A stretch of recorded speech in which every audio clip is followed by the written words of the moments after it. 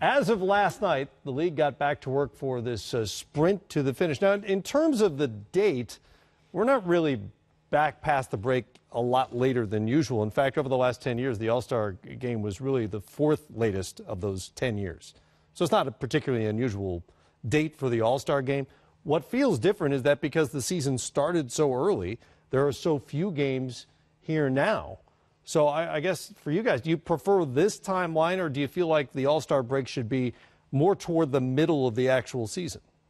I would have liked to have seen the All-Star game happen 7 to 10 days earlier than it happened. I think that looking around the league, I saw a lot of teams that were mentally wiped out. They had gone too far over the line before the break came.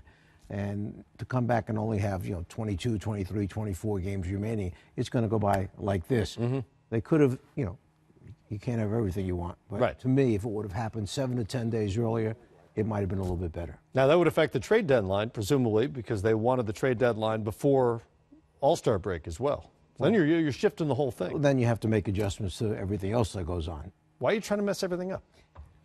You asked me a question. No, and I gave you an answer. And then I led you right back there. Yeah. What do you think? Do you like where it is? Would you like it more toward the center of the season? Well, first of all, I didn't know that coach was such a disruptor, trying to change everything. But no, I get where you're coming from, Coach, and I do think that there were some teams that the last 2-3 weeks were just desperate for it. Even Golden State. I mean, I feel like they're just tired. They're mentally drained, physically drained. Last 3 years. Steve Kerr said as much. Exactly. Yeah. So they might have benefited like a lot of other teams.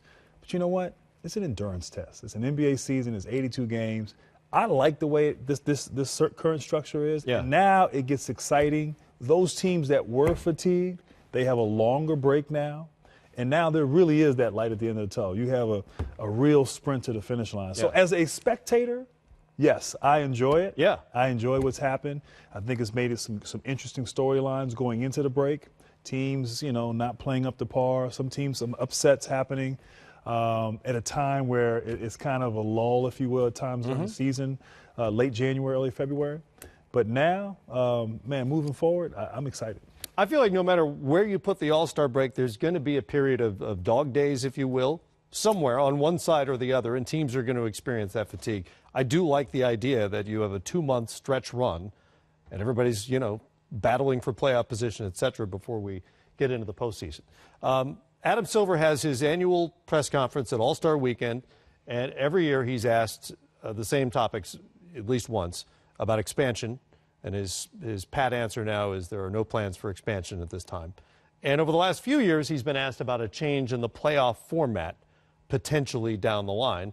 And he said this weekend that they have considered at least a format change in which they would reseed the top 8 teams in the East and the top 8 seeds teams in the West, rather. So in other words, 8 teams from East, 8 from West. It wouldn't be just the 16 best records in the entire league, but they would take the top 8 from each and then shuffle them around. Does this do anything for you? Do you like this idea?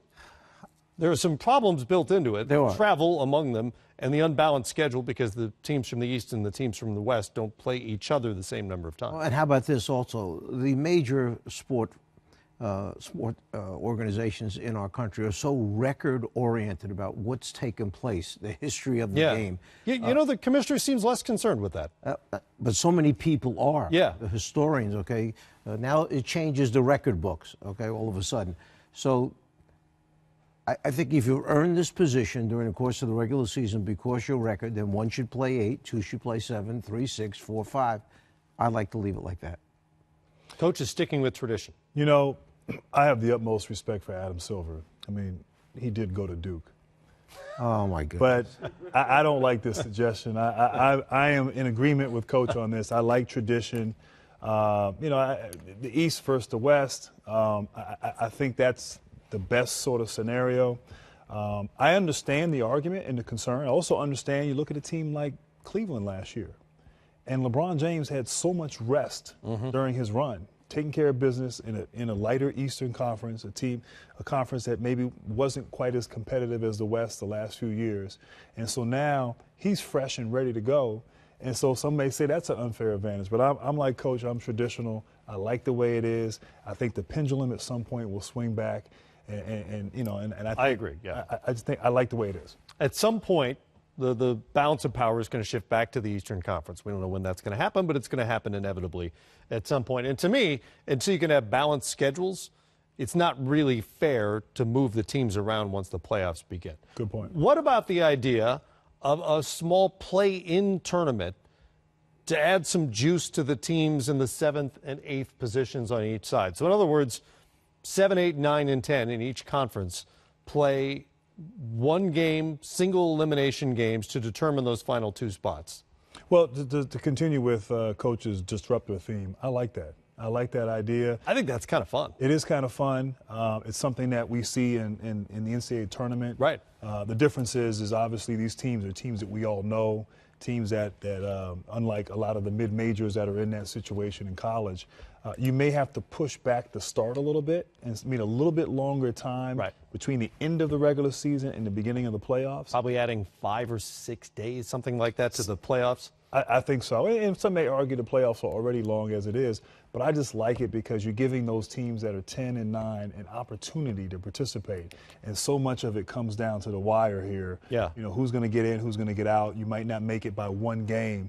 Well, you know what? You still have an opportunity to move forward. Think of what the wild card has done for the baseball playoffs and the stretch run of the regular season. The last week or so, there are so many teams still in it, still competing to get one of those spots. And you'd open up with 4 more spots effectively in the playoffs or into this small tournament.